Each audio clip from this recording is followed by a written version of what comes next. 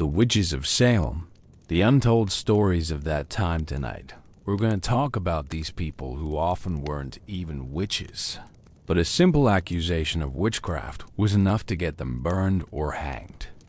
Make yourself comfortable in your bed and get ready for the story. In the bitter winter of 1692, the small village of Salem lay shrouded in more than just snow and ice.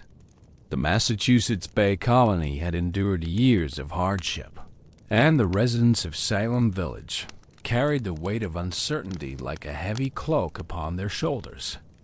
The community, nestled between the more prosperous Salem town and the wilderness beyond, had become a place where whispers traveled faster than the wind.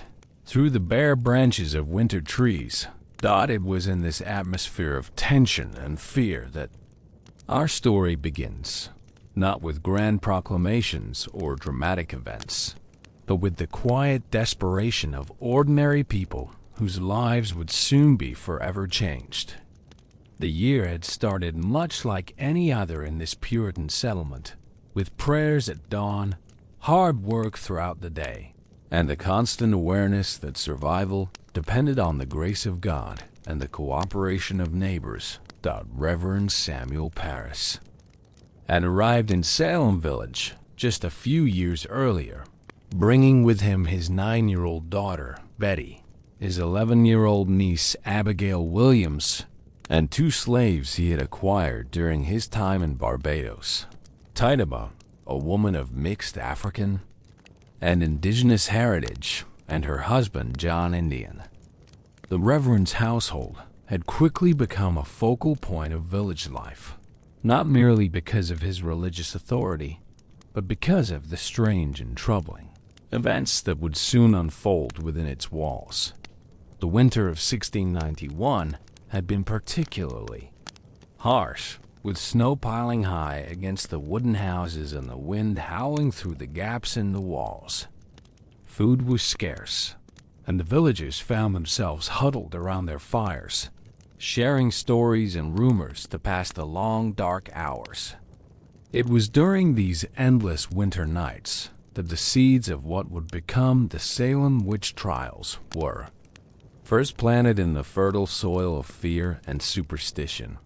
Betty Parris was a quiet child, pale and thin, with large eyes that seemed to hold secrets.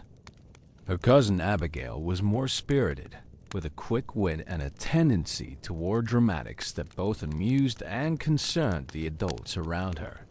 The 2 girls had spent countless hours together that winter, often in the company of other young women. From the village, including 12-year-old Ann Putnam Jr., 17-year-old Mercy Lewis, and 20-year-old Mary Warren Dodd, as the cold months dragged on. These young women began to engage in activities that would have been considered inappropriate, if not downright dangerous, by the strict Puritan standards of their community. They gathered in secret, away from the watchful eyes of their parents and the minister, to engage in what they called fortune-telling. Using simple divination techniques they had learned from Tituba, they would attempt to see into the future, particularly regarding their prospects for marriage and their destined husbands. Tituba, who had grown up in a culture where such practices were common, initially saw no harm in sharing her knowledge with the curious girls. She would prepare simple charms, read palms, and perform small rituals using everyday objects like eggs and mirrors.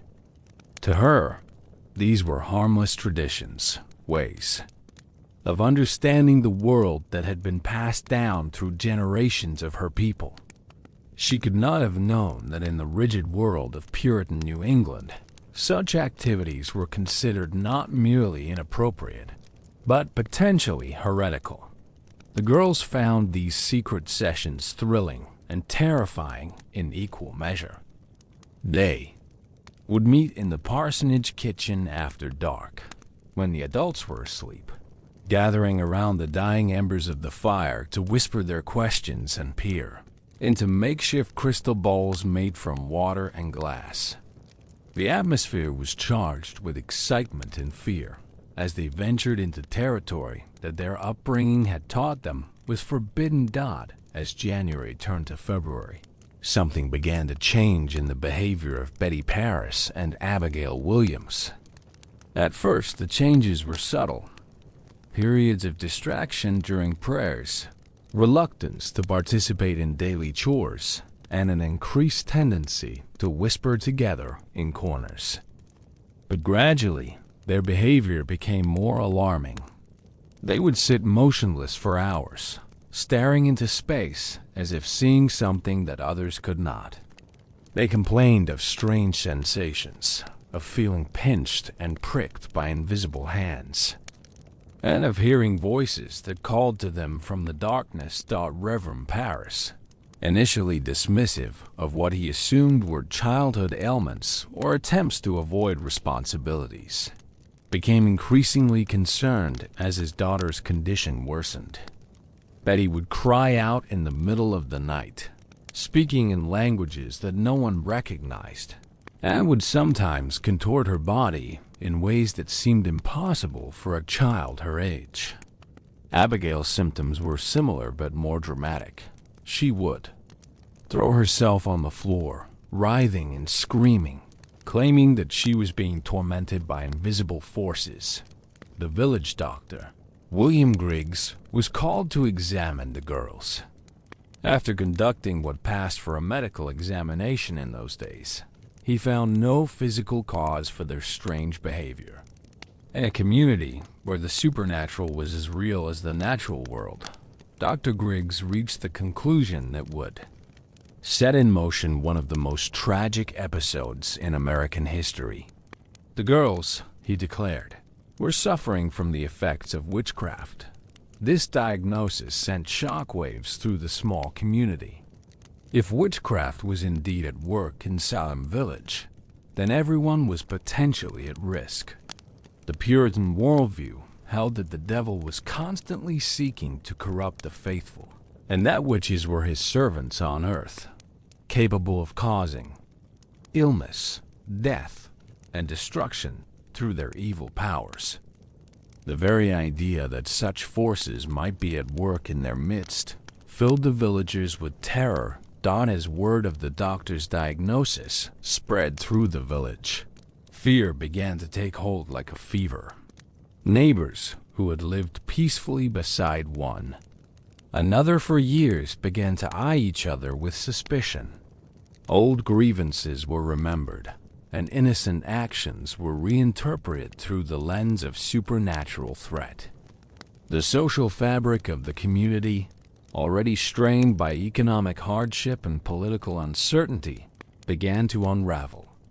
The afflicted girls, now the center of attention in a way they had never experienced before, found themselves in a position of unprecedented power. Their accusations would be taken seriously, their word would be believed, and their testimony would determine the fate of their neighbors. Whether they fully understood the implications of their situation or were simply caught up in the hysteria that surrounded them, they would soon begin to point fingers at members of their own community, claiming to see them in spectral form, tormenting and afflicting innocent victims. The stage was set for tragedy, and the actors were taking their places. In the weeks to come, the names of the accused would be spoken in hushed tones. Their faces would be scrutinized for signs of guilt, and their lives would be forever changed by the accusations of afflicted children. The Salem witch trials were about to begin, and with them, a chapter in American history that would serve as a cautionary tale about the dangers of mass hysteria, the power of fear, and the fragility of justice in times of crisis.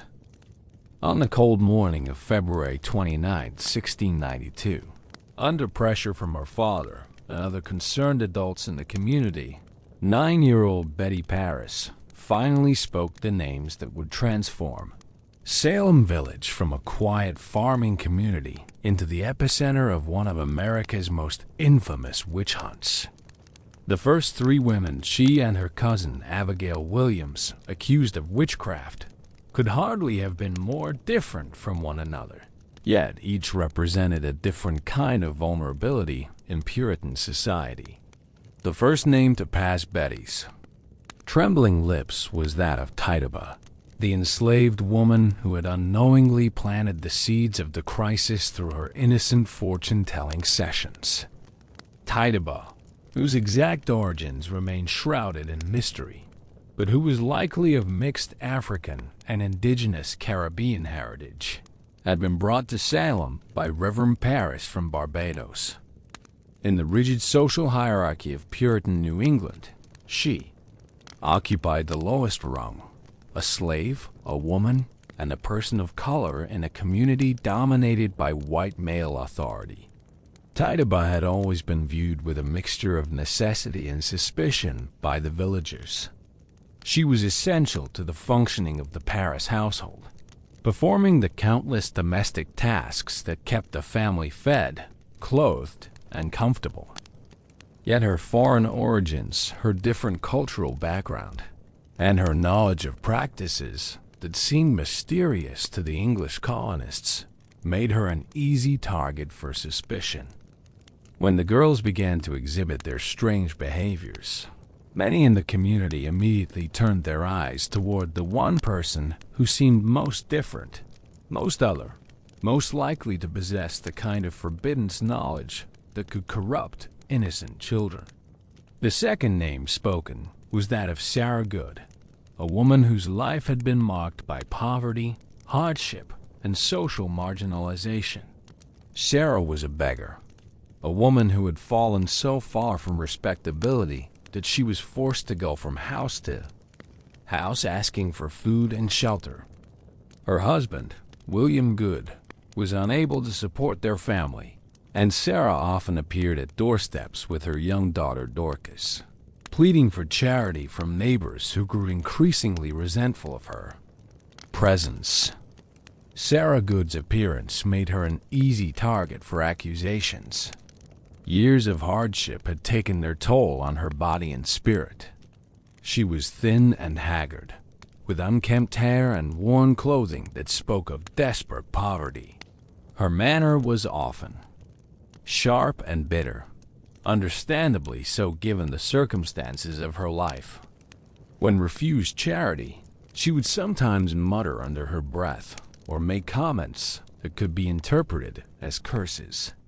In a community where belief in the supernatural was commonplace, these muttered words would later be remembered as evidence of her malevolent powers. The third name that emerged from the girls' accusations was perhaps the most shocking to the community: Sarah Osborne, a woman who had once been respectable but had fallen from grace in the eyes of her neighbors. Sarah Osborne was a widow who had scandalized the community by her relationship with Alexander Osborne, an indentured servant who had worked for her late husband. Not only had she carried on an intimate relationship with a man beneath her social station, but she had also married him, creating a union that violated the strict social conventions of Puritan society. Sarah Osborne's troubles with the community went beyond her controversial marriage. She had been involved in a legal dispute over her first husband's estate, fighting against her stepsons for control of the property. This legal battle had dragged on for years, creating animosity and suspicion around her character. Moreover, she had been notably absent from church services, which in a community where religious attendance was both a legal requirement and social expectation, marked her as someone who was not properly integrated into the spiritual life of the village. The accusations against these three women sent shockwaves through Salem village. On March 1, 1692, warrants were issued for their arrest on charges of witchcraft. The speed with which the legal system moved to act on the girls' accusations demonstrated the seriousness with which the community viewed the threat of witchcraft. Within hours of the accusations being made, the three women were taken into custody and prepared for examination. The examinations were conducted by John Hathorne and Jonathan Corwin, two magistrates who had been appointed to investigate the witchcraft charges. These men, both prominent members of the community, approached their task with the absolute certainty that witchcraft was real and that the accused were likely guilty. The examination process was not designed to determine innocence or guilt in the modern sense, but rather to extract confessions and gather evidence that would confirm what the magistrates already believed to be true. Tituba's examination was particularly dramatic and would set the tone for much of what followed. Initially, she denied the charges, protesting her innocence and claiming that she had never harmed the children. However, as the questioning continued and the pressure mounted, she began to change her story. Whether out of fear, confusion, or a calculated attempt to save her own life, Tituba began to confess to practicing witchcraft. Her confession was unlike anything the magistrates had expected. Rather than simply admitting to the charges, Tituba spun an elaborate tale of supernatural encounters. She spoke of meeting the devil, who appeared to her as a tall man dressed in black. She described flying through the air to attend witches' meetings, where she encountered other witches from the community. Most significantly, she claimed that there were other witches in Salem beyond herself and the two women who had been accused alongside her. This confession had a profound impact on the proceedings. It seemed to validate the magistrates' worst fears about the extent of witchcraft in their community. If Tituba was telling the truth, then the three women who had been arrested were merely the tip of the iceberg. There were other witches at large, perhaps many others, and they posed a continuing threat to the safety and spiritual well-being of the village. Sarah Good's examination was quite different. She maintained her innocence throughout the proceedings, denying that she had any involvement in witchcraft. However, her manner was defiant and bitter, which the magistrates interpreted as evidence of her guilt. When asked about her practice of mumbling after being refused charity, she claimed that she was merely reciting psalms. This explanation was met with skepticism, as the magistrates found it difficult to believe that a woman of her character would be engaged in such pious activities. The examination of Sarah Osborne was perhaps the most poignant of the three. She, too, denied the charges, but her denials were made from a position of obvious weakness. She was ill, possibly seriously so, and her responses to the magistrates' questions were sometimes confused and contradictory. She spoke of strange dreams and visions, which the magistrates interpreted as evidence of supernatural experiences. Her absence from church services was held against her as evidence of her alienation from the Christian community. Throughout these examinations, the afflicted girls played a crucial role. They were present in the courtroom, and their reactions to the accused women were taken as evidence of guilt or innocence.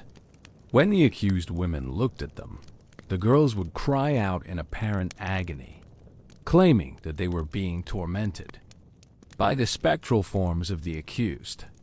When the women denied the charges, the girls would writhe and scream, as if the very sound of their voices was causing them physical pain. The concept of spectral evidence, the idea that the spirits of witches could leave their bodies to torment their victims, became central to the proceedings. The magistrates accepted the girls' claims that they could see the spectral forms of the accused women, even when the women themselves were clearly visible in the courtroom. This type of evidence was inherently impossible to disprove, as it relied entirely on the testimony of the afflicted and could not be verified by any independent means. As news of the examination spread throughout the village and beyond, the community found itself gripped by a mixture of fear and fascination.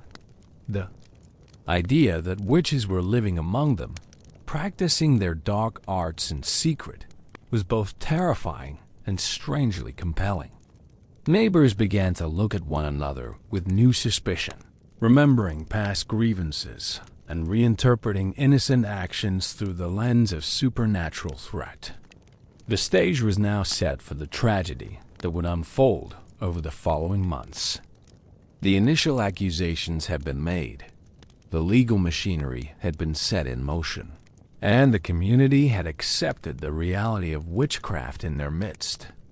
What had begun as the strange behavior of two young girls had evolved into something far more serious and far-reaching. The Salem witch trials had truly begun, and the consequences would be felt for generations to come. As March gave way to April in 1692, the initial 3 accusations against Tituba, Sarah Good, and Sarah Osborne had opened a floodgate that would soon engulf the entire community of Salem Village and beyond. The afflicted girls, emboldened by the serious attention their previous accusations had received, began to expand their circle of alleged tormentors. What had started as a contained crisis involving 3 marginalized women was rapidly becoming a community-wide hysteria that would spare no one, regardless of their social standing or reputation. The 4th woman to be accused was Martha Corey, and her case marked a significant escalation in the witch trials. Unlike the first 3 accused women, Martha Corey was a respected member of the community, a full member of the Salem Village Church, who was known for her piety and regular attendance at services. She was married to Giles Corey, a farmer who owned considerable property in the area, and she had lived in Salem for many years without any significant suspicion falling upon her. Martha Corey's accusation came about in a way that would become typical of the expanding hysteria. Ann Putnam Jr., one of the afflicted girls, claimed that she had seen Martha Corey's specter tormenting her during her fits. What made this accusation particularly damaging was the specific nature of the claims. Anne described in detail the clothing that Martha Corey had been wearing during her spectral visits, and when members of the community went to observe Martha to verify these details, they found her dressed exactly as Anne had described. This apparent confirmation of spectral evidence sent shockwaves through the community. If Martha Corey, a godly woman who had never been suspected of any wrongdoing, could be a witch, then anyone could be. The accusation against her demonstrated that witchcraft was not limited to the marginal members of society. It could infect even the most seemingly pious and respectable citizens. Martha Corey's response to the accusations was markedly different from that of the first 3 accused women. Rather than cowering in fear or angrily denying the charges, she approached the situation with what appeared to be skepticism about the entire proceedings. She questioned the validity of spectral evidence, suggesting that the devil might be impersonating innocent people to bring false accusations against them. This rational approach to the accusations would ultimately work against her, as it was interpreted by the magistrates and the community as evidence of her guilt. The examination of Martha Corey on March 21, 1692, was a theatrical spectacle that drew hundreds of spectators from Salem Village and the surrounding areas. The meeting house was packed with curious onlookers who had come to witness the confrontation between the accused witch and her alleged victims. The atmosphere was charged with tension and fear as the community struggled to come to terms. with the idea that witchcraft had penetrated even their most sacred institutions. During her examination, Martha Corey maintained her innocence with a dignity that both impressed and disturbed those present. She spoke clearly and rationally, denying the charges and questioning the reliability of the evidence against her.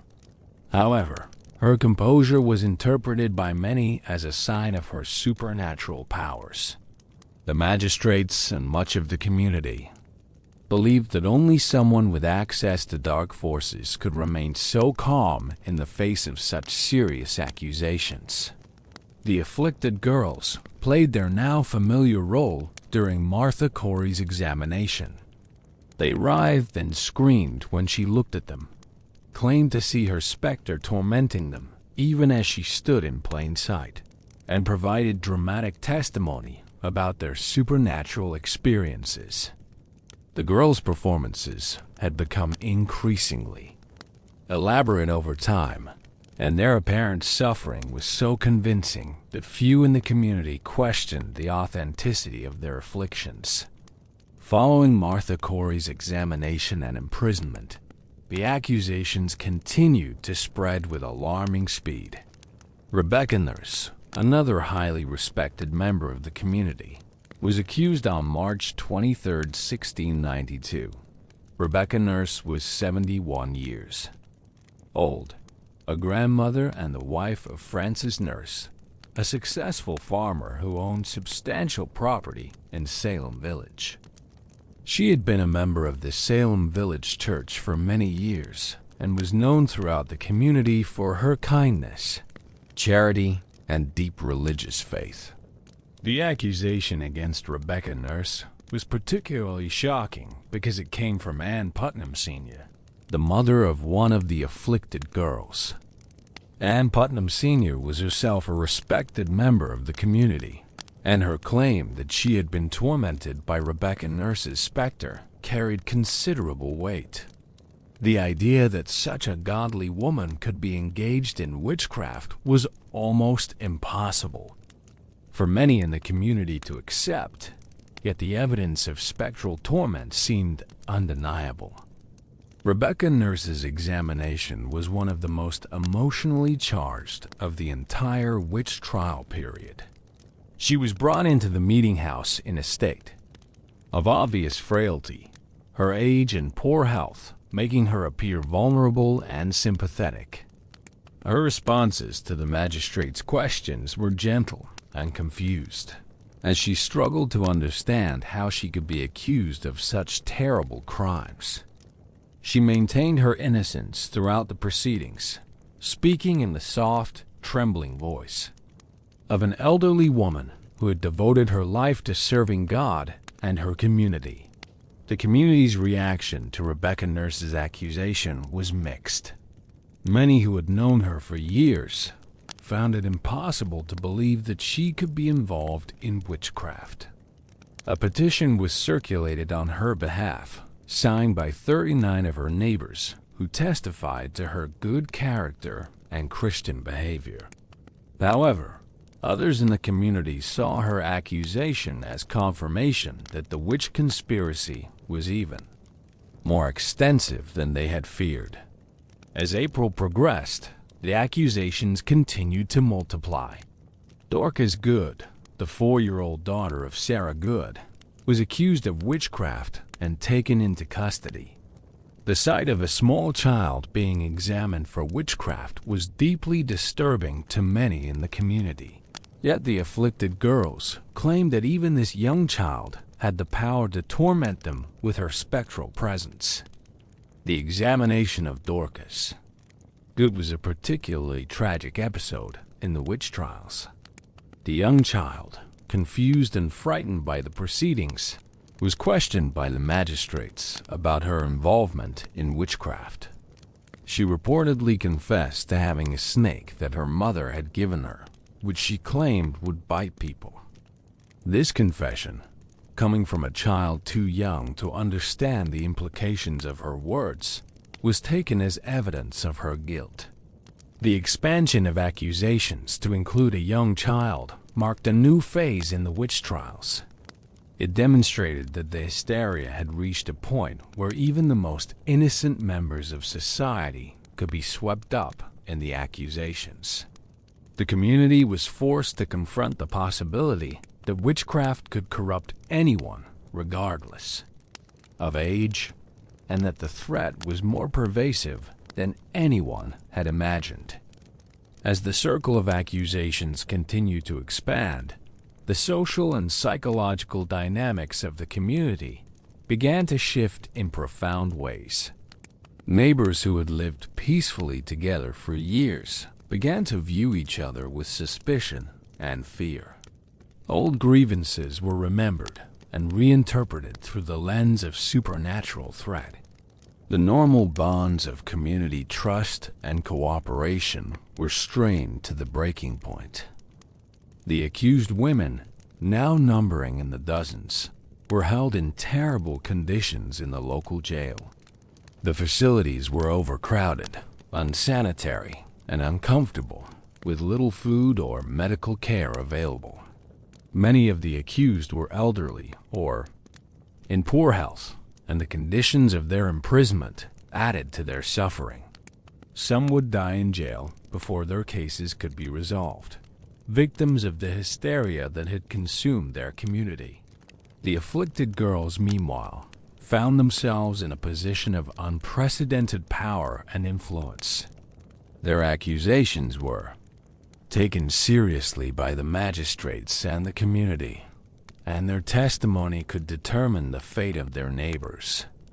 Whether they fully understood the gravity of their situation or were simply caught up in the attention and drama of the proceedings, they continued to make new accusations, expanding the circle of suspected witches with each passing day.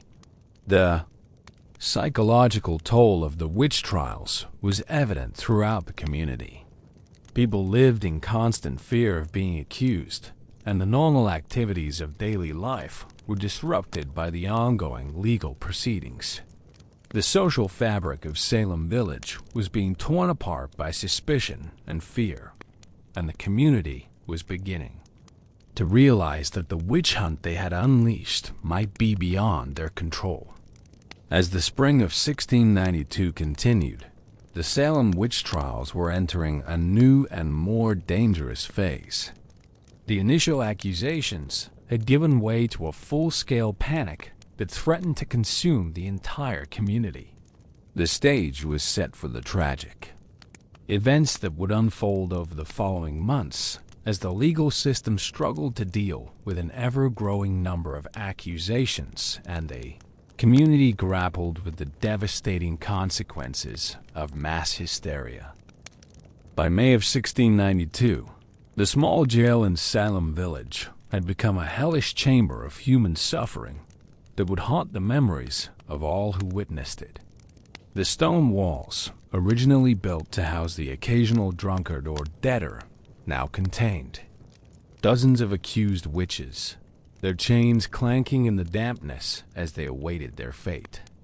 The air was thick with the smell of unwashed bodies, fear, and despair, creating an atmosphere that seemed to confirm the very evil that the community was trying to purge. Among the new prisoners was Bridget Bishop, a woman whose colorful past and unconventional behavior had made her a target of suspicion long before the witch trials began. Bridget was the keeper of a tavern that had been the subject of numerous complaints from the more pious members of the community. Her establishment was known to serve alcohol at odd hours, to host games of chance, and to attract visitors whose behavior was considered unseemly by Puritan standards. More controversially, Bridget had been married 3 times, an unusual circumstance in a community where marriage was considered a sacred and lifelong commitment. Bridget Bishop's appearance made her an easy target for accusations of witchcraft. She was known for wearing bright, colorful clothing that stood out starkly against the somber dress of her neighbors. Her bodice was often adorned with lace and ribbons, and she sometimes wore a red cloak that made her instantly recognizable on the village streets. In a community where modesty and conformity were highly valued, Bridget's flamboyant style was seen as evidence of her vanity and worldliness. The accusations against Bridget Bishop were numerous and varied. Several townspeople came forward to testify about strange incidents involving her that they had previously dismissed, but now remembered with new significance. John Bly testified that he had once employed Bridget to help with his mill, and that, after she left, the mill had mysteriously stopped working. Samuel Gray claimed that 14 years earlier, Bridget had visited his child, who died shortly afterward, and that her ghost had appeared to him, blaming Bridget for the death. Perhaps most damning was the testimony of John Louder, who claimed that Bridget Bishop's specter had visited him in his room one night, attempting to seduce him with promises of worldly pleasures. When he resisted her advances, he said she had vanished, leaving behind only the smell of sulfur and the sound of diabolical laughter. This testimony played into the Puritan understanding of witchcraft as being intimately connected with sexual impropriety and the corruption of moral virtue. The examination of Bridget Bishop was conducted with particular intensity because of her reputation in the community. The magistrates, John Hathorne and Jonathan Corwin, questioned her relentlessly about her activities, her associates, and her possible involvement in witchcraft. Bridget maintained her innocence throughout the proceedings, but her responses were often sharp and defiant, which the magistrates interpreted as evidence of her unrepentant nature. During her examination, the afflicted girls performed their now familiar routine of writhing and screaming when Bridget looked at them. They claimed to see her specter tormenting them even as she stood in chains before the court.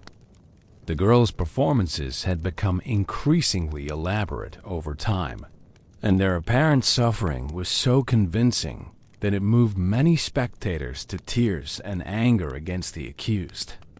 As May progressed, the accusations continued to spread beyond the boundaries of Salem village, reaching into neighboring communities and even affecting members of prominent families. Sarah Cloyce, the sister of Rebecca Nurse, was accused after she dramatically walked out of a church service when the minister preached about the witch trials. Her abrupt departure was interpreted as evidence of her guilt, and she was soon joined in prison by Elizabeth Proctor, the wife of a well-known farmer from Salem village. The accusation against Elizabeth Proctor was particularly significant because it marked the first time that a woman from a genuinely prominent family had been accused of witchcraft. John Proctor was a successful farmer who owned considerable property and had been a respected member of the community for many years.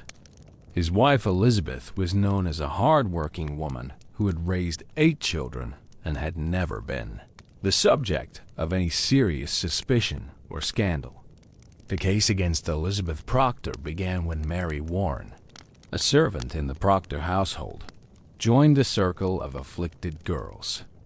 Mary's accusations against her employer were particularly damaging because she had intimate knowledge of the Proctor family's daily activities and could provide detailed testimony about Elizabeth's behavior. Mary claimed that Elizabeth had forced her to sign the Devil's Book and had threatened to torment her if she refused to participate in witchcraft. However, Mary Warren's testimony was complicated by her inconsistent statements and apparent confusion about her own role in the proceedings.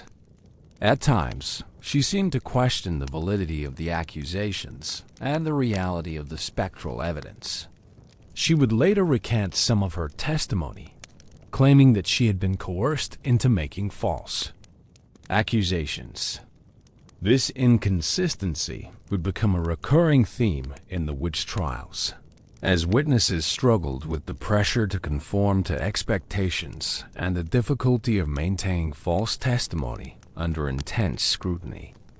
The examination of Elizabeth Proctor was conducted in an atmosphere of heightened tension, as the community struggled to come to terms with the idea that witchcraft had penetrated even the most respectable families. Elizabeth maintained her innocence throughout the proceedings, speaking with the dignity and composure that had characterized her throughout her life. However, her calm demeanor was interpreted by some as evidence of her supernatural powers, as they believed that only someone with access to dark forces could remain so composed under such circumstances. John Proctor's reaction to his wife's accusation was one of outrage and disbelief. He publicly questioned the validity of the proceedings and suggested that the afflicted girls were lying or deluded. His defense of his wife was passionate and unwavering, but it would ultimately lead to his own accusation and imprisonment. The magistrates and much of the community viewed his skepticism as evidence of his own involvement in witchcraft, and he was soon joined in prison by his wife. The conditions in the jail continued to deteriorate as more prisoners were added to the already overcrowded facility. The accused were chained to the walls and floor, with little room to move or lie down. Food was scarce and of poor quality, and medical care was virtually non-existent. Many of the prisoners were elderly or in poor health, and the harsh conditions of their imprisonment added to their suffering. Sarah Osborne, one of the original 3 accused women, died in prison on May 10, 1692, becoming the first casualty of the witch trials. Her death was a stark reminder of the human cost of the hysteria that had consumed the community. She had never been tried or convicted of any crime, yet she died in chains, her reputation destroyed, and her family left to mourn not only her death, but the circumstances that had led to it. The death of Sarah Osborne had a profound impact on the community and the other accused prisoners. It demonstrated that the witch trials were not merely a legal proceeding, but a matter of life and death.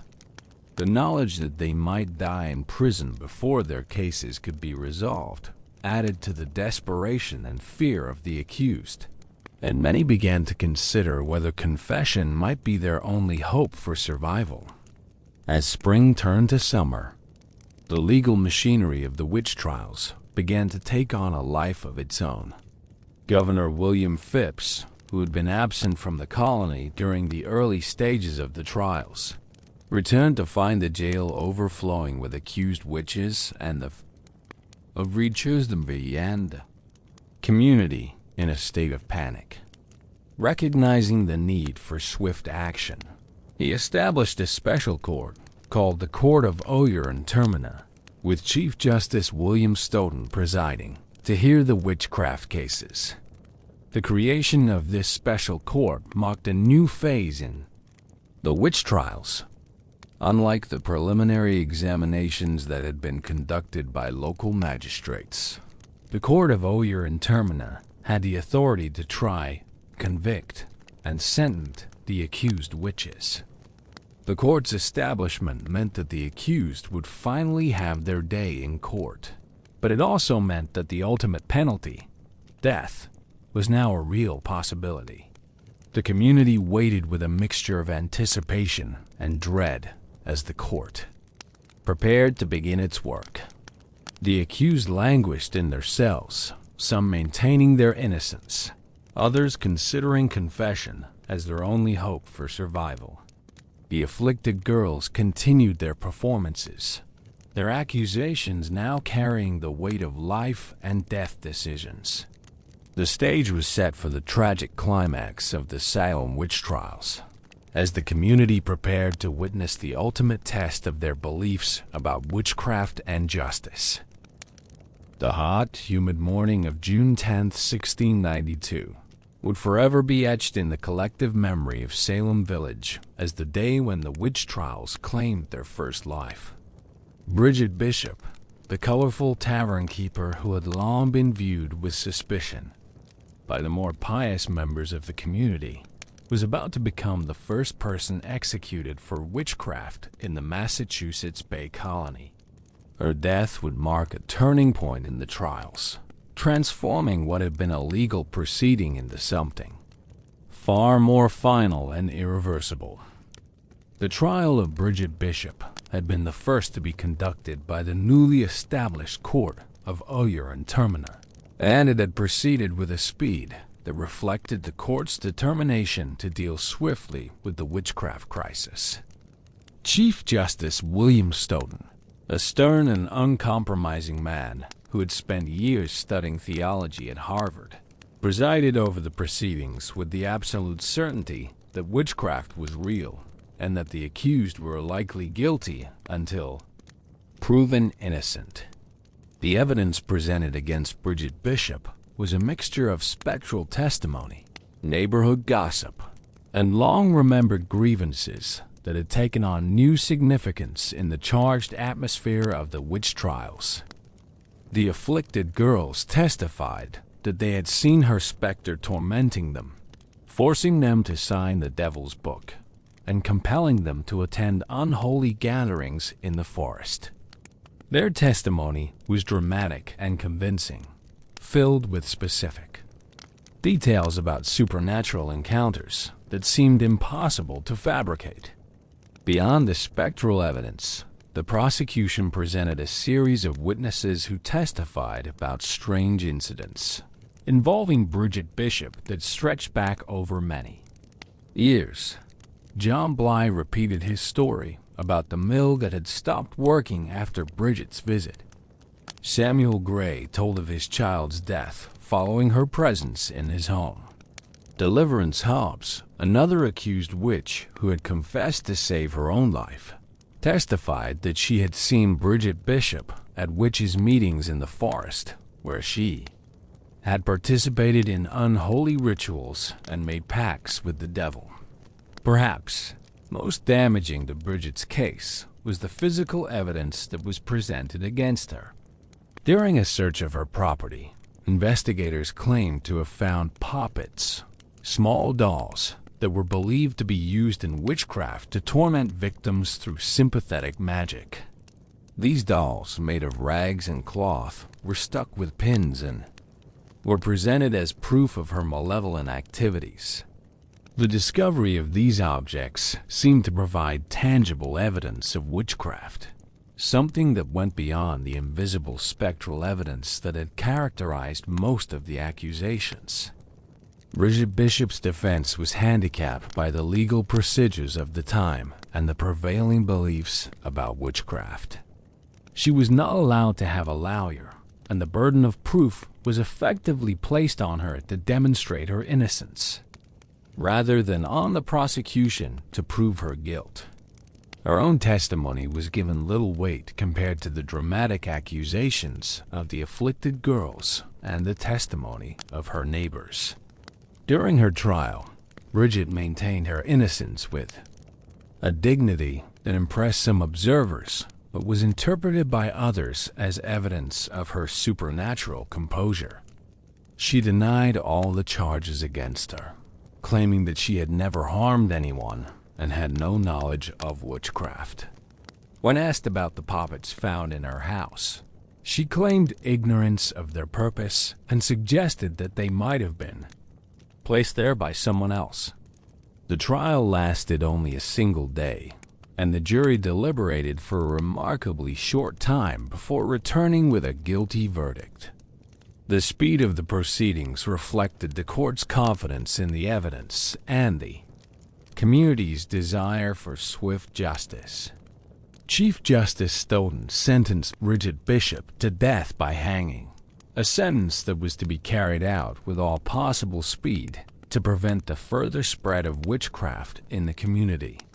The days between Bridget's sentencing and her execution were filled with attempts by ministers and community leaders to persuade her to confess her crimes and seek redemption. The Puritan belief system held that even the most heinous sinner could find salvation through genuine repentance, and there was hope that Bridget might yet save her soul by acknowledging her guilt and asking for God's forgiveness. However, Bridget Bishop refused to confess, maintaining her innocence even as she faced the gallows.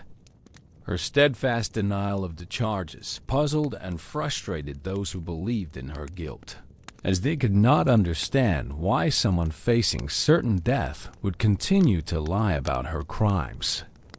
Some interpreted her refusal to confess as evidence of her complete corruption by the devil, while others began to question whether she might actually be innocent. The execution was carried out on Gallows Hill, a rocky outcropping on the outskirts of Salem village that had been selected as the site for the hangings. The location was chosen for its visibility and accessibility, allowing the maximum number of people to witness the proceedings and learn from the example of divine justice. The gallows itself was a simple wooden structure, hastily constructed but sturdy enough to serve its grim purpose. On the morning of June 10th, a solemn procession made its way from the jail to Gallows Hill. Bridget Bishop, her hands bound and her face pale but composed, was transported in a cart surrounded by guards and officials. The afflicted girls were present, their dramatic reactions to her presence serving as a final confirmation of her guilt in the eyes of many spectators. Hundreds of people lined the route, some weeping, others silent, all struggling to comprehend the magnitude of what they were witnessing. At the gallows, Bridget Bishop was given one final opportunity to confess her crimes and save her soul. The attending minister, Samuel Parris, urged her to acknowledge her guilt and seek God's forgiveness. The crowd waited in tense silence as she considered her response. When she again declared her innocence, a murmur of shock and disappointment rippled through the assembled spectators. The execution itself was swift and, by the standards of the time, merciful. Bridget Bishop was positioned on the platform. The noose was placed around her neck, and the support was removed. Her death was quick, and her body was left hanging for a time as a warning to others who might be tempted to practice witchcraft. The crowd dispersed slowly, many people deeply affected by what they had witnessed. The immediate aftermath of Bridget Bishop's execution was complex and contradictory. For many in the community, her death served as confirmation that justice had been done and that the threat of witchcraft was being effectively addressed. The afflicted girls reported that their torments had lessened since her execution, which was taken as evidence that removing witches from the community was indeed helping to solve the crisis. However, others in the community began to express doubts about the proceedings. The speed of the trial, the reliance on spectral evidence, and Bridget's steadfast denial of guilt raised questions about whether justice had truly been served. Some ministers and learned men began to question whether the devil might be deceiving the accusers, causing them to see innocent people as witches.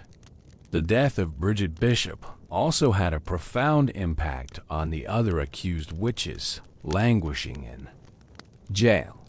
Her execution demonstrated that the court was prepared to impose the ultimate penalty, and that confession might be the only way to escape the gallows.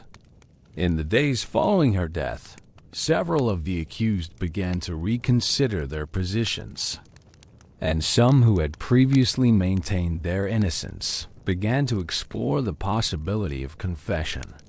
The legal precedent established by Bridget Bishop's trial and execution would govern the proceedings that followed. The acceptance of spectral evidence, the speed of the proceedings, and the presumption of guilt would characterize the trials that were to come. The court had demonstrated its willingness to impose the death penalty, and the community had shown its support for the proceedings through its attendance at the execution. As the summer of 1692 progressed, the witch trials entered a new and more deadly phase. The first execution had been carried out, and the machinery of justice was now operating at full capacity. More trials were scheduled, more executions would follow, and the community of Salem Village would be forced to confront the full implications of the hysteria that had consumed their lives. The death of Bridget Bishop marked the point of no return. In the Salem witch trials, what had begun as the strange behavior of a few young girls had now resulted in the taking of a human life.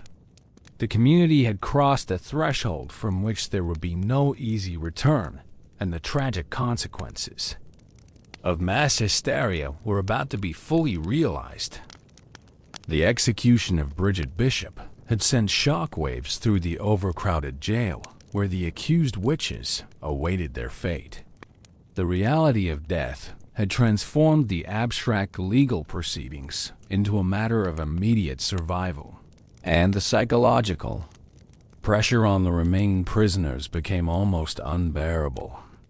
In the days following the execution, a phenomenon began to emerge that would fundamentally alter the course of the witch trials, a wave of confessions that would both save lives and damn souls in the eyes of the Puritan community.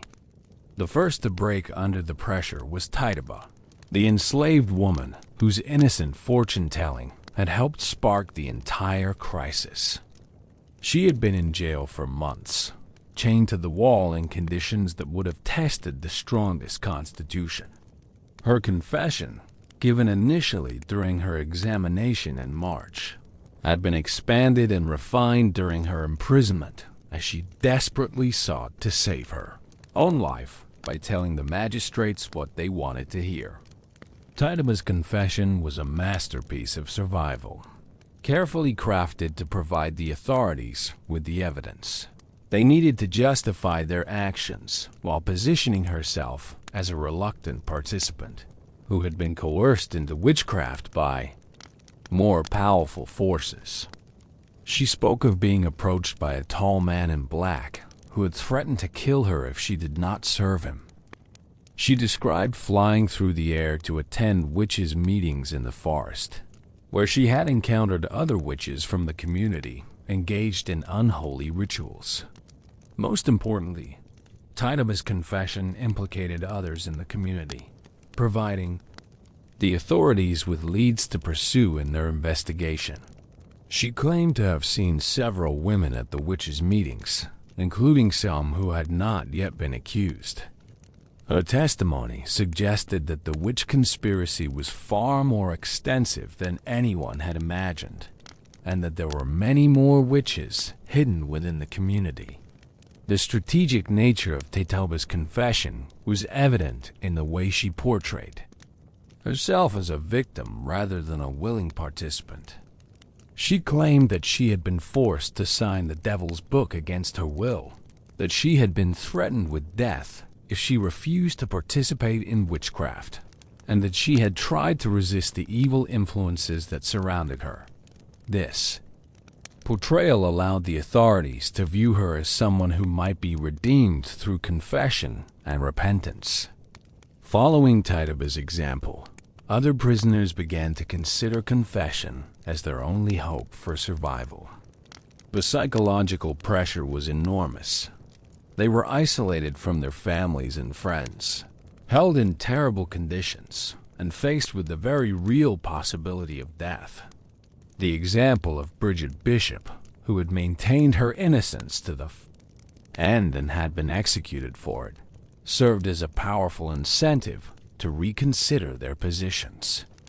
Deliverance Hobbs, a woman from the neighboring town of Topsford, became one of the most prolific confessors during this period.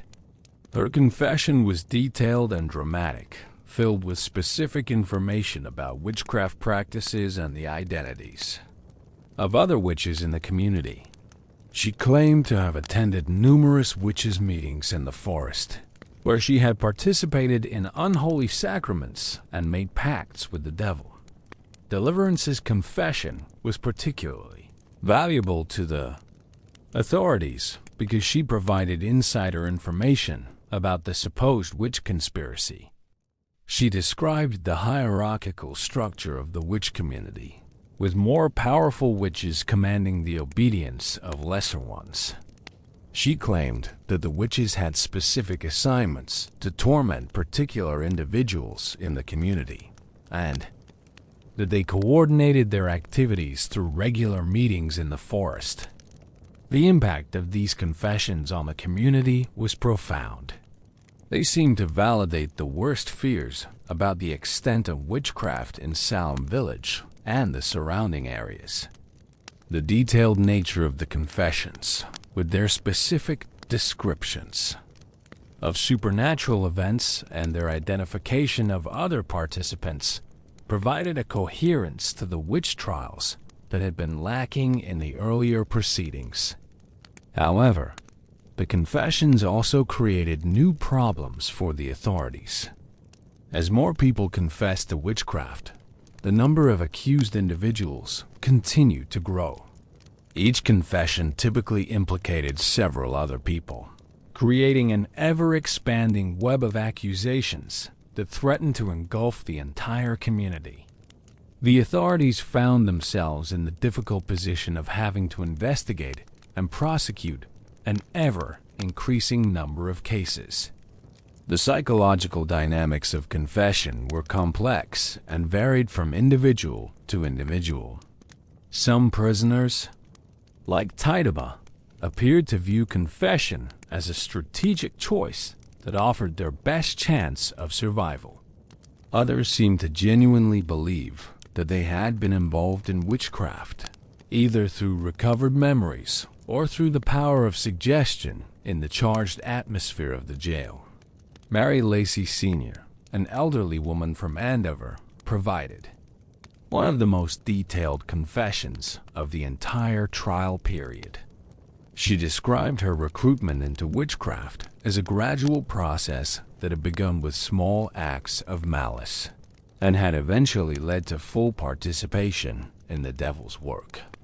She claimed that she had been taught to make puppets to torment her enemies, that she had attended witches' meetings where she had worshipped the devil, and that she had been promised worldly rewards in exchange for her service. Mary Lacey's confession was particularly significant because it provided the authorities with a model of how ordinary people could be corrupted by witchcraft. Her story suggested that the devil targeted individuals who were vulnerable due to poverty, illness, or social isolation, and that he used their desperation to recruit them into his service. This understanding of witchcraft as a form of spiritual warfare helped to justify the authorities' aggressive pursuit of suspected witches. The confessions also revealed the gender dynamics of the witch trials. The vast majority of those who confessed were women, and their confessions often focused on domestic concerns such as disputes with neighbors, problems with children, and struggles with poverty. The confessions reinforced Puritan beliefs about women's spiritual weakness and their susceptibility to temptation by the devil. However, not all of the prisoners chose to confess. Many continued to maintain their innocence despite the pressure to admit their guilt. Rebecca Nurse, the elderly grandmother who had been one of the most shocking early accusations, refused to confess even as she faced almost certain death. Her steadfast denial of the charges was seen by some as evidence of her supernatural resistance to coercion, while others began to question whether she might actually be innocent. The refusal of some prisoners to confess created a moral dilemma for the authorities and the community. If these individuals were truly witches, Their refusal to confess suggested that they were completely corrupted by the devil and beyond redemption. However, if they were innocent, their steadfast denial of guilt suggested that the entire legal proceeding might be fundamentally flawed. The confessions also had practical implications for the legal proceedings. Those who confessed were typically spared immediate execution, as the authorities hoped to use their testimony to identify and prosecute other witches. However, confession came at a terrible personal cost. It required the individuals to admit to crimes they might not have committed and to implicate others in their supposed activities. The psychological toll of confession was evident in the behavior of many who chose this path. Some became deeply depressed and withdrawn, struggling with the contradiction between their need to survive and their understanding of their own innocence. Others became enthusiastic supporters of the witch trials, perhaps as a way of justifying their own confessions by helping to identify additional witches. As the summer of 1692 progressed, the tide of confessions continued to flow, each one adding new names to the growing list of accused witches.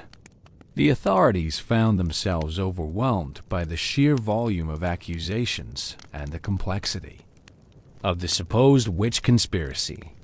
What had begun as a contained crisis involving a few individuals had become a community-wide panic that threatened to destroy the social fabric of Salem village and the surrounding areas. The confessions had fundamentally altered the nature of the witch trials. They had provided the authorities with the evidence they needed to justify their actions, but they had also created new problems and moral dilemmas that would challenge the community's understanding of justice and truth. As more trials were scheduled and more lives hung in the balance, the community would be forced to confront the full implications of the hysteria that had consumed their world. The 19th day of July, 1692, dawned clear and hot, with the kind of oppressive humidity that seemed to press down upon Salem village like a physical weight. It was to be a day that would forever scar the collective memory of the community, as 5 individuals would pay the ultimate price for the hysteria that had consumed their neighbors and friends. The multiple executions represented an escalation in the witch trials that demonstrated the authorities' determination to purge their community of the supposed evil that had taken root within it. The first of the condemned was Sarah Good, the beggar woman who had been among the very first to be accused of witchcraft. Her months in prison had taken a terrible toll on her already fragile health and spirit. The woman who stood on the gallows platform bore little resemblance to the defiant figure who had maintained her innocence during her initial examination. Prison had aged her beyond her years, and the constant threat of death had worn away much of her earlier fire. Sarah Good's case had been complicated by the fact that she was pregnant when she was first accused. The discovery of her condition had led to a delay in her trial, as Puritan law prohibited the execution of pregnant women. However, after giving birth to a daughter in prison, a child who would die in the terrible conditions of the jail, Sarah was no longer protected by this provision. Her infant's death had added another layer of tragedy to her already desperate situation. During her final moments, Sarah Good was given the opportunity to confess her crimes and seek redemption. The attending minister, Nicholas Noyes, urged her to acknowledge her guilt and ask for God's forgiveness. The crowd waited in tense silence as she considered her response. When she again declared her innocence, Noyes replied that she knew she was a witch. Sarah Good's final words, spoken with the noose around her neck, were prophetic and chilling. "You are a liar. I'm no more a witch than you are a wizard, and if you take away my life, God will give you blood to drink. The second to die that day was Rebecca Nurse, the 71-year-old grandmother whose accusation had shocked the community more than any other. Her trial had been one of the most contentious of the entire period, with many community members coming forward to testify to her good character and Christian behavior. The jury had initially returned a verdict of not guilty, but Chief Justice Stoughton had ordered them to reconsider their decision, and under pressure, they had changed their verdict to guilty. Rebecca Nurse's execution was particularly tragic because of her obvious frailty and the widespread belief in her innocence. She had to be helped to the gallows platform, her aged body barely able to support her own weight. Her family members were present in the crowd, their faces streaked with tears as they watched their beloved matriarch prepare to die for crimes she had never committed. The sight of such a godly woman facing execution for witchcraft caused many in the community to question the justice of the proceedings. The third condemned person was Susanna Martin, a woman from Amesbury who had been known for her quick wit and sharp tongue. Her trial had been marked by her defiant attitude toward the court and her refusal to show the proper deference to the magistrates. When asked how she could maintain her innocence in the face of such overwhelming evidence, she had replied that she had no more to do with witchcraft than you or I. Her defiance had been interpreted as evidence of her supernatural powers and her complete corruption by the devil.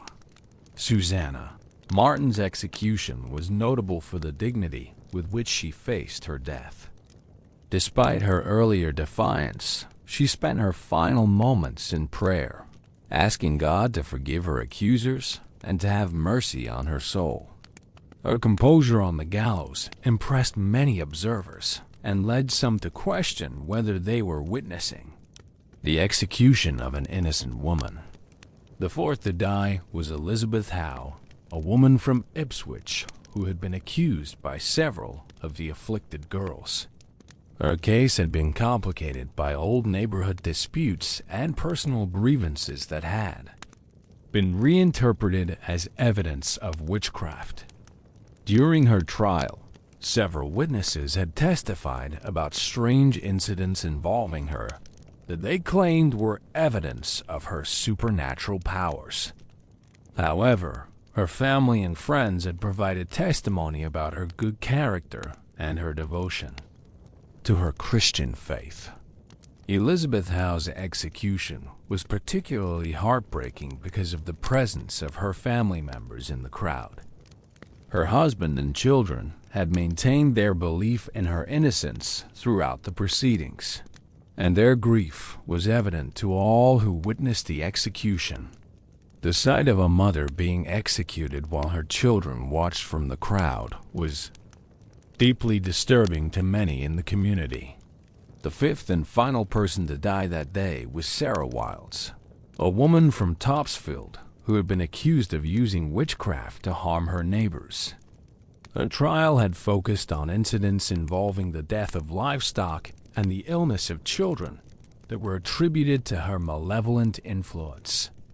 The evidence against her was largely circumstantial, based on the testimony of neighbors who claimed to have seen her specter engaged in harmful activities. The execution of these 5 individuals on a single day marked a turning point in the witch trials. The sight of the multiple gallows, the sounds of the dying, and the reactions of the crowd created a scene that would haunt the memories of all who witnessed it. The executions were carried out with the same efficiency that had characterized the trial proceedings, with little time for lengthy final speeches or elaborate rituals. The impact of the July 19th executions on the community was profound and immediate. The sight of 5 bodies hanging from the gallows was a stark reminder of the deadly serious nature of the witch trials. For those who believed in the guilt of the accused, the execution served as a powerful demonstration of divine justice. However, for those who had begun to question the proceedings, the executions were a source of deep moral distress. The families of the executed individuals were left to cope with their grief in a community that had sanctioned the deaths of their loved ones. They were not allowed to give their family members proper burials, as the bodies of executed witches were typically buried in unmarked graves to prevent them from becoming sites of veneration or supernatural activity. The families had to live with the knowledge that their loved ones had died not only as criminals, but as individuals whose very souls were believed to be damned. The psychological impact of the executions on the afflicted girls was complex and varied. Some reported that their torments had lessened following the deaths of their supposed tormentors, which was taken as evidence that the executions had been justified. However, others continued to experience the same symptoms, suggesting that there were still witches at large in the community. The ongoing afflictions of the girls provided justification for continuing the trials and seeking out additional witches. The executions also had an impact on the other accused witches, who remained in jail awaiting their own trials. The reality of death had become immediate and tangible, and the pressure to confess in order to save their lives became even more intense. Some who had previously maintained their innocence began to reconsider their positions, while others became even more determined to prove their innocence. The ministers and magistrates who had overseen the trials and executions began to face questions about the justice of their actions. While most continued to defend the proceedings as necessary for the protection of the community, some began to express private doubts about certain aspects of the trials. The reliance on spectral evidence, the speed of the proceedings, and the execution of individuals who had maintained their innocence to the end raised troubling questions about the nature of justice. The July 19th executions also marked the beginning of a shift in public opinion about the witch trials. While the majority of the community continued to support the proceedings, a growing minority began to question whether innocent people might be dying for crimes they had not committed. The sight of Rebecca Nurse, in particular, facing execution despite her obvious piety and good character, caused many to wonder whether the devil might be deceiving the accusers. As the summer of 1692 continued, the witch trials entered a new phase characterized by increasing doubt and moral questioning. The executions had demonstrated the ultimate consequences of the hysteria that had consumed the community, and the sight of the gallows had forced many to confront the reality of what they had unleashed. The stage was set for the continued tragedy that would unfold in the coming months, as more individuals would face trial and execution for crimes that many were beginning to doubt they had committed. As the summer of 1692 reached its peak, the witch trials had begun to cast their shadow far beyond the original boundaries of Salem village. The accusations, which had started with a few marginalized women, were now reaching into the most respected levels of colonial society. The expanding circle of suspicion would soon encompass ministers, merchants, and even members of prominent political families, demonstrating that in the fevered atmosphere of the witch trials, no one was truly safe from accusation. The most shocking development in this escalation came with the accusation of Reverend George Burroughs, the former minister of Salem village, who had left the community several years earlier amid controversy and unpaid debts. Burroughs had returned to Maine, where he served as a minister in the frontier settlement of Wells, believing that he had left the troubles of Salem village behind him. However, the long arm of the witch trials reached even into the wilderness, and in early May, he was arrested and brought back to Salem to face charges of witchcraft. The accusation against Reverend Burroughs was particularly significant because of his status as a minister of the gospel. In Puritan theology, ministers were considered to be God's chosen servants, individuals who had been called to lead their communities in spiritual matters. The idea that a minister could be a witch was almost incomprehensible to many in the community, as it suggested that the devil had succeeded in corrupting even the most sacred institutions of their society. The charges against Burroughs were based primarily on the testimony of several of the afflicted girls, who claimed that his specter had appeared to them and had forced them to participate in witchcraft. Mercy Lewis, who had once been a servant in the Burroughs household, provided particularly damaging testimony. She claimed that Burroughs had murdered his first 2 wives through witchcraft and had forced her to sign the devil's book. Her intimate knowledge of the Burroughs family gave her testimony a credibility that was difficult to challenge. The case against Burroughs was strengthened by the testimony of several confessing witches, who claimed to have seen him at witches' meetings in the forest. Deliverance Hobbs testified that Burroughs had been the leader of the witches in the area, presiding over their unholy gatherings and directing their attacks on innocent members of the community. This testimony portrayed Burroughs not merely as a witch, but as a leader in the supposed conspiracy against the godly people of New England. The trial of Reverend Burroughs was conducted with particular intensity because of the implications of his case. If a minister could be a witch, then the entire spiritual foundation of the community was under threat.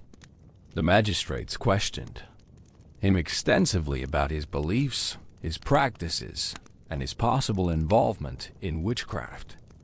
They were particularly interested in his physical strength, which several witnesses claimed was supernatural in nature.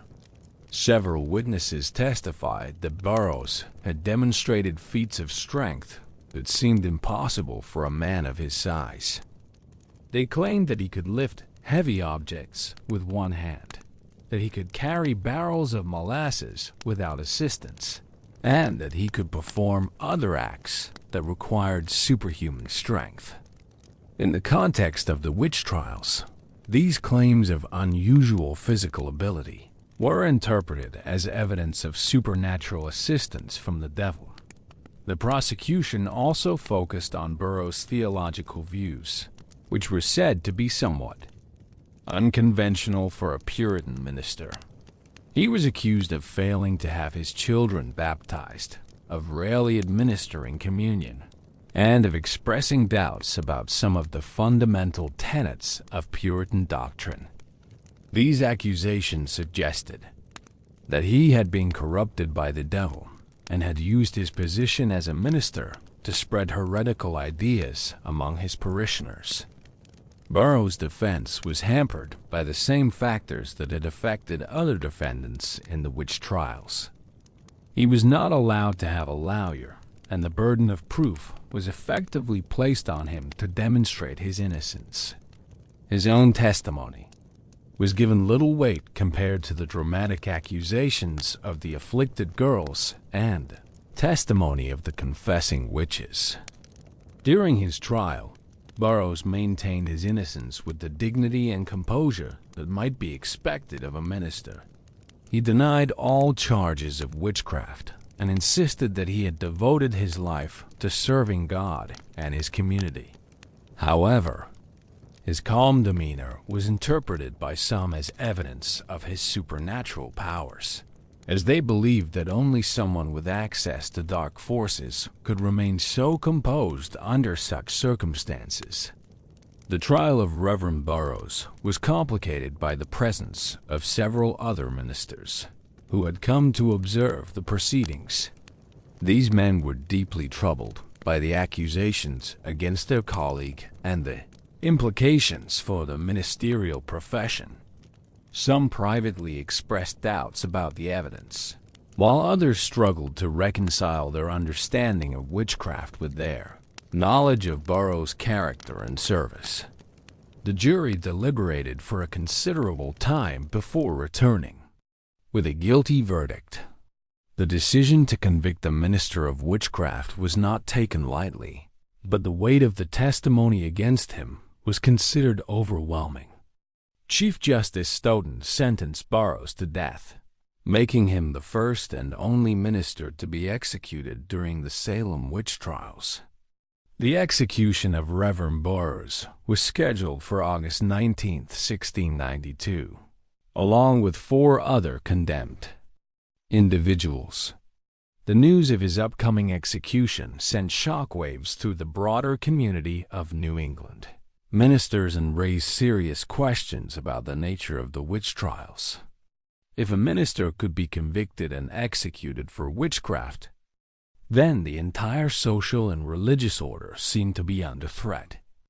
As the date of execution approached, Burroughs spent his final days in prayer and meditation. He used his time in prison to minister to his fellow prisoners, providing them with spiritual comfort and guidance. His behavior in captivity impressed many who observed him and led some to question whether they were witnessing the final days of an innocent man. The case of Reverend Burroughs was not the only one that demonstrated the expanding reach of the witch trials. Martha Carrier, known in Andover as the Queen of Hell, was accused of being a leader among the witches.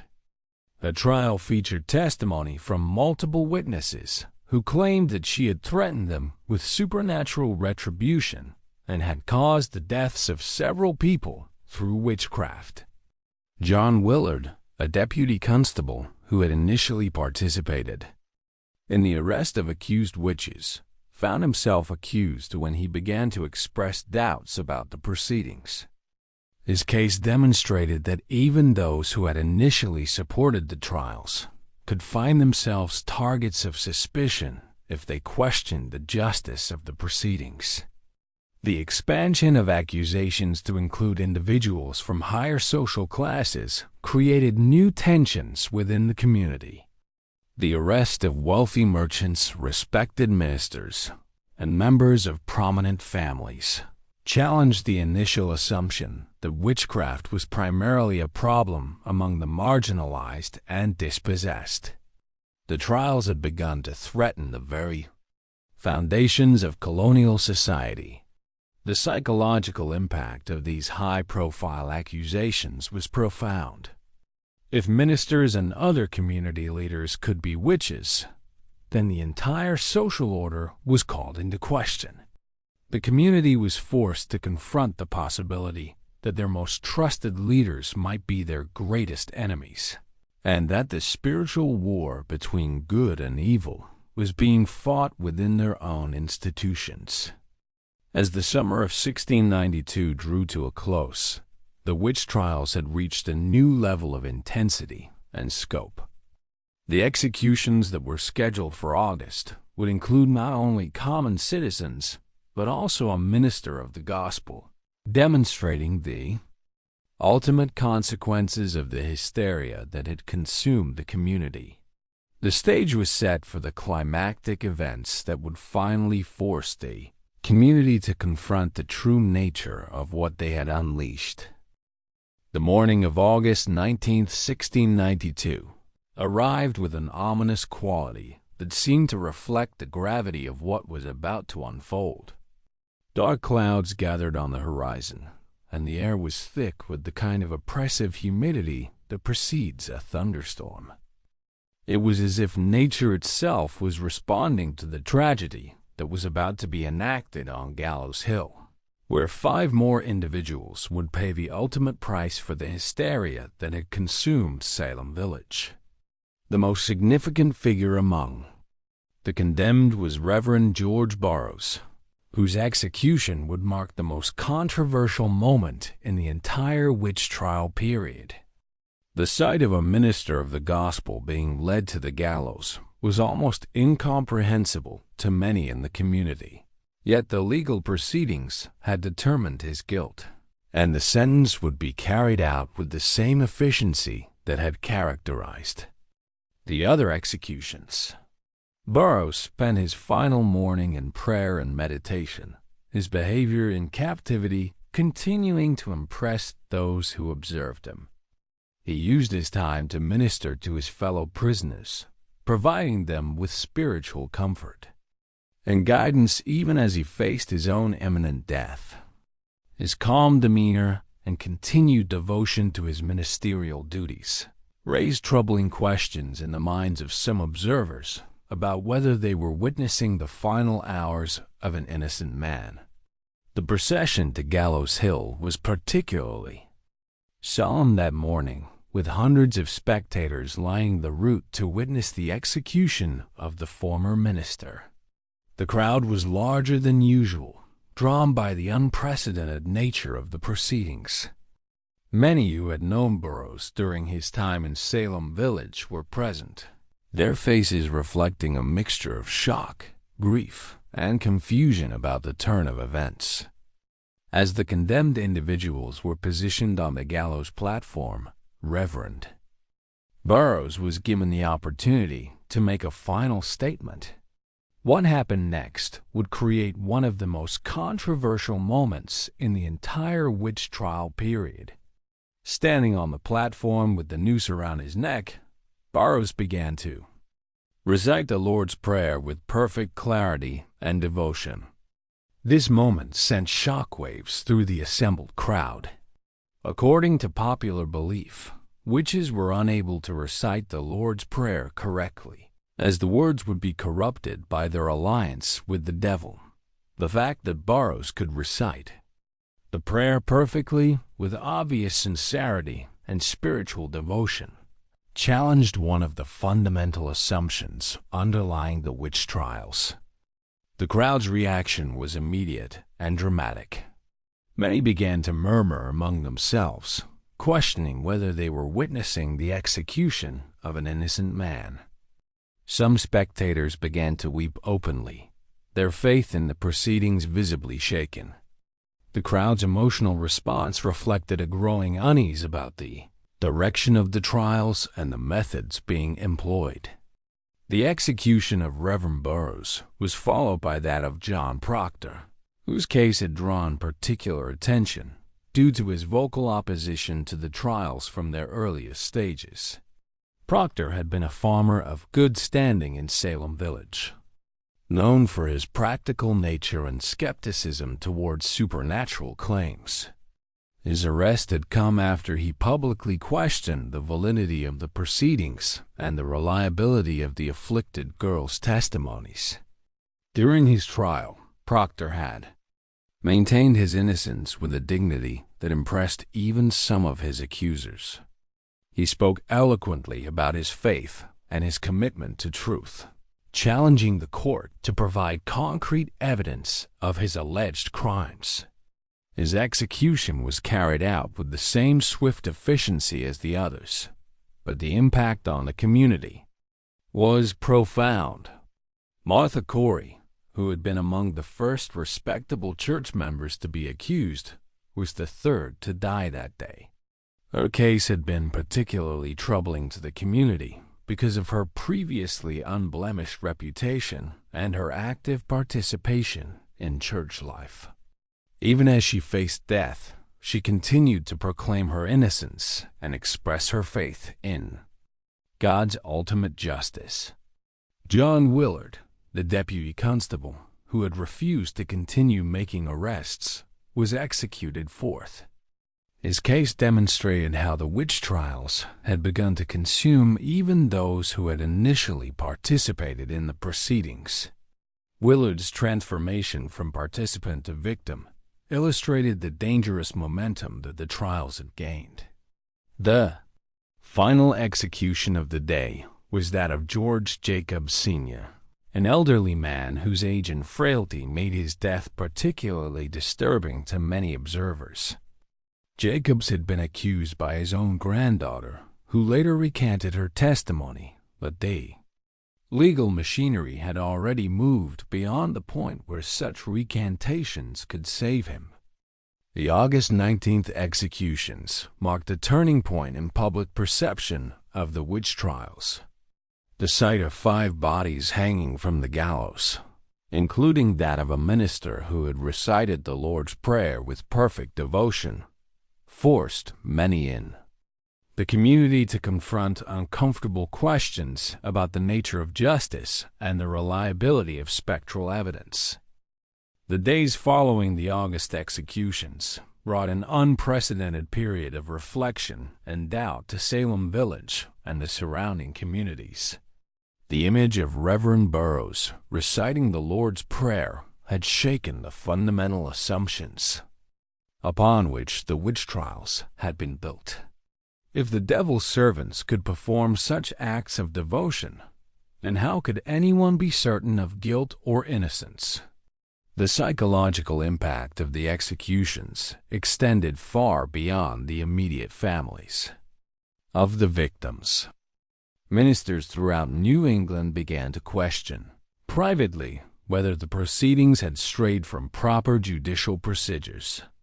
The spectral evidence that had been central to so many convictions was increasingly viewed with suspicion, as theologians debated whether the devil can indeed assume the form of innocent people.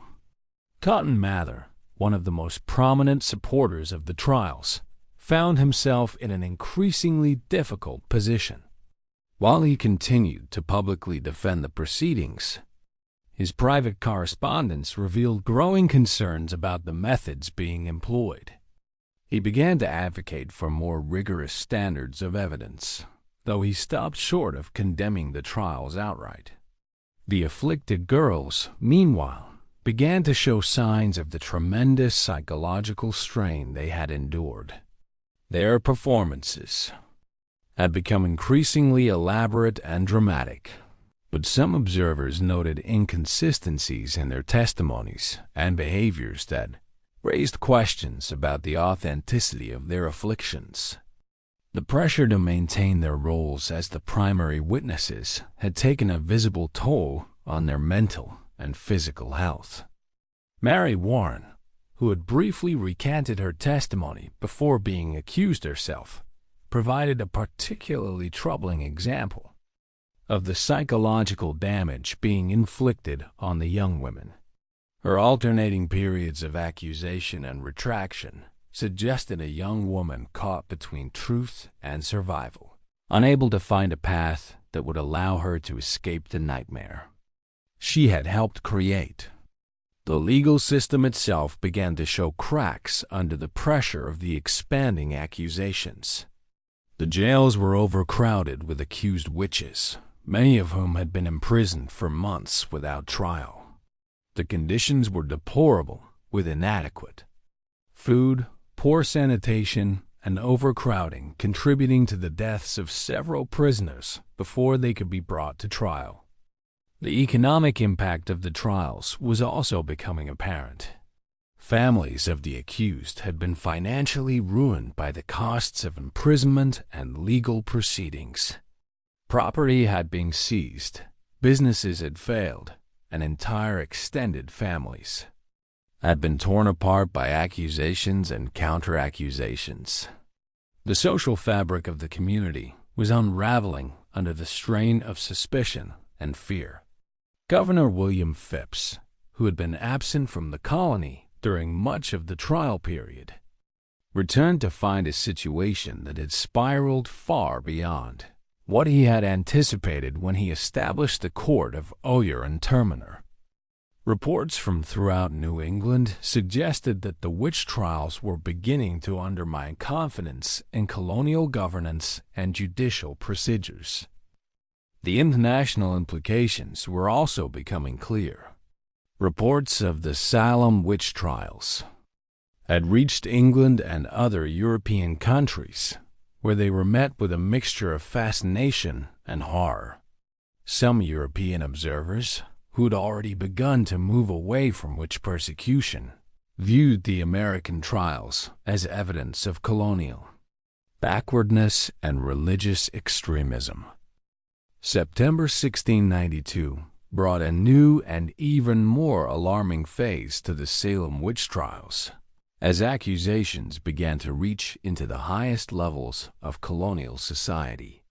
The expanding circle of suspicion had grown to include individuals whose positions and reputations had previously seemed to place them beyond the reach of witchcraft allegations. The most shocking development came with the accusation against Lady Mary Phipps, the wife of Governor William Phipps himself.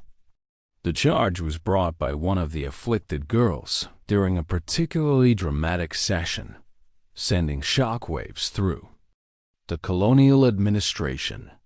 The idea that the governor's own wife could be suspected of witchcraft represented a fundamental challenge to the established order and forced a crisis of confidence in the entire proceedings.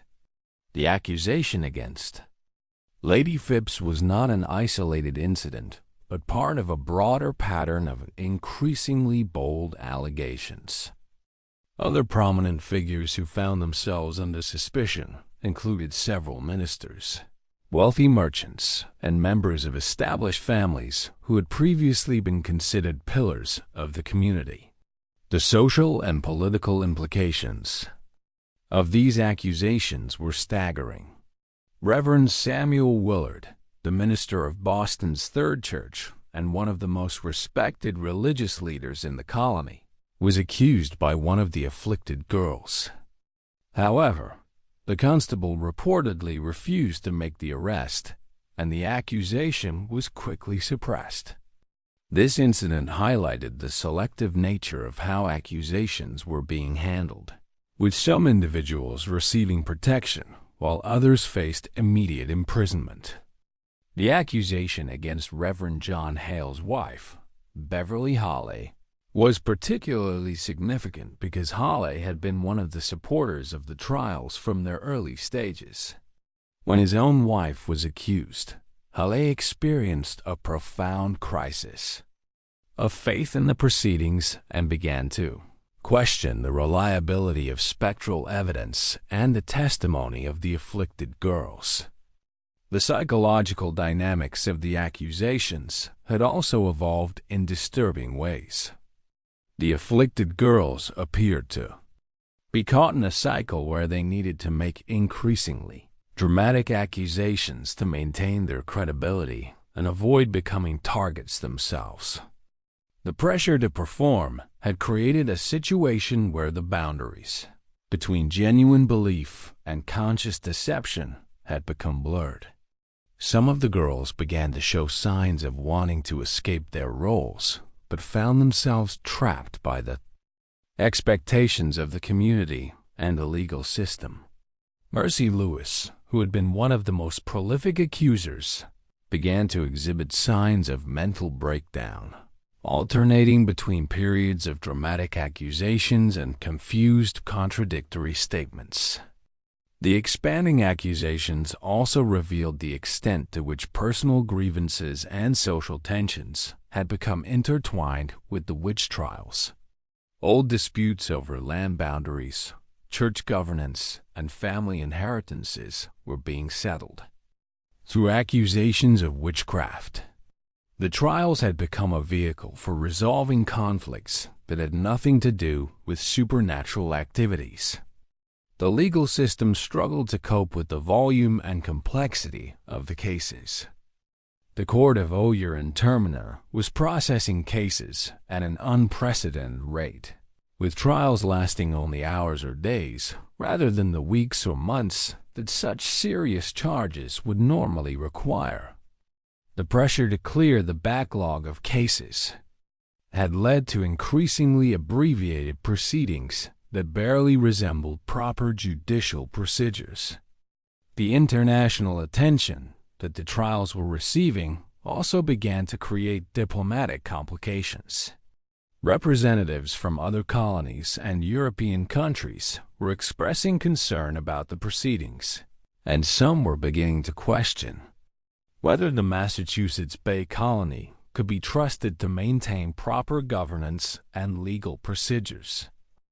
October 1692 marked the beginning of the end for the Salem witch trials, as the accumulating doubts and contradictions finally reached a critical mass that could no longer be ignored. The accusation against Lady Mary Phipps had forced Governor William Phipps to confront the reality that the trials had spiraled completely out of control and were threatening the very foundations of colonial society. The first decisive action came on October 3rd, when Governor Phipps wrote to the Privy Council in London, expressing his concerns about the trials and indicating his intention to take action to restore order. His letter revealed the extent to which the trials had created chaos not just in Salem, but throughout the Massachusetts Bay Colony. The governor's acknowledgement that the situation required immediate intervention marked a turning point in official attitudes toward the proceedings. On October 12th, Phipps issued a formal order prohibiting further arrest for witchcraft without his explicit approval. This effectively ended the ability of local magistrates to respond immediately to accusations and forced a pause in the legal machinery that had been operating with such deadly efficiency. The order was met with relief by many in the community who had lived in fear of being the next to be accused. The afflicted girls, sensing the change in official attitudes, began to modify their behavior. Some of the most prominent accusers retreated from public view, while others attempted to maintain their roles despite the growing skepticism. The psychological pressure they'd been under for months was beginning to show in increasingly erratic behavior and contradictory statements. The ministers and religious leaders who had supported the trials found themselves in an increasingly difficult position. Some, like Cotton Mather, continued to defend the basic validity of the proceedings while acknowledging that errors might have been made. Others, like Reverend John Halley, underwent a more fundamental transformation, publicly questioning the entire foundation of spectral evidence and the reliability of the afflicted witnesses. The families of the accused who remained in prison faced a new set of challenges. While the immediate threat of execution had been reduced, their loved ones remained imprisoned under deplorable conditions, and the legal and financial costs of the trials had left many families destitute. The process of securing the release of the remaining prisoners would prove to be almost as complex as the original proceedings. The Court of Oyer and Terminer was officially dissolved on October 29, 1692, bringing to an end the special judicial body that had been responsible for the majority of the convictions and executions. The remaining cases were transferred to the Superior Court of Judicature, which would operate under different rules of evidence and procedure. The psychological impact of the trials on the community was profound and lasting. Neighbors who had accused each other of witchcraft would have to find ways to live together again. Families that had been torn apart by accusations and counter-accusations faced the challenge of rebuilding relationships that had been shattered by suspicion and fear. The economic consequences were equally severe. The trials had cost the colonial government enormous sums of money, while the families of the accused had been financially ruined. Property that had been seized would need to be restored, and some mechanism would need to be found to compensate those who had suffered financial losses. On January 3, 1693, Governor Phipps issued a general pardon for all those who remained in prison on witchcraft charges.